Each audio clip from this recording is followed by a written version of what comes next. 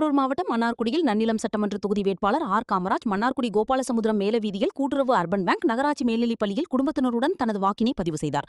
அப்போது செய்தியாளர்களிடம் அவர் தெரிவித்ததாவது 2026 சட்டமன்ற தேர்தல் இனிதே நிறைவு பெறும் நிலையில் இருக்கிறது.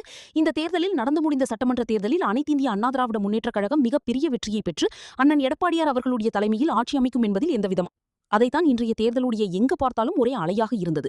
மீண்டும் எடப்பாடியார் அவர்கள் தமிழகத்தினுடைய முதலமைச்சராக வருவார். தேசிய ஜனநாயக கூட்டணி மிகப்பெரிய வெற்றியை பெறும். இதுவரை இல்லாத அளவுக்கு வாக்குப்பதிவு நடந்திருப்பதற்கு எஸ்ஐஆர் ஒரு காரணம்.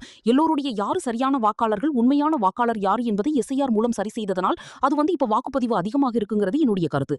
அதிமுகவோட வெற்றி பிரகாசமாக இருக்கிறது. தமிழகம் முழுவதும் அதிமுகவோட வெற்றி பிரகாசமாக இருக்கிறது என்றார். நடந்து முடிந்த சட்டமன்ற தேர்தலில் அனைத்து இந்திய அண்ணா திராவிட முன்னேற்றக் கழகம் மிகப்பெரிய வெற்றியை பெற்று எடப்பாடியார்களுடைய தலைமையில் ஆட்சி அமைக்கும் என்பதில் அதைத்தான் இன்றைய தேர்தலுடைய எங்கு பார்த்தாலும் ஒரு அலையாக இருந்தது. மீண்டும் எடப்பாடியார்கள் தமிழகத்துடைய முதலமைச்சராக வருவார்.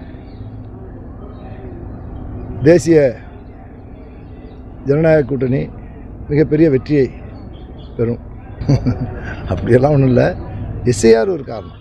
எல்லோருடைய யார் சரியான வாக்காளர்கள், உண்மையான வாக்காளர்கள் யார் என்பதை எஸ்ஐஆர் மூலம் சரி செய்ததனால் அது இப்போ வாக்குப்பதிவு அதிகமாக இருக்கிறது என்னுடைய கருத்து.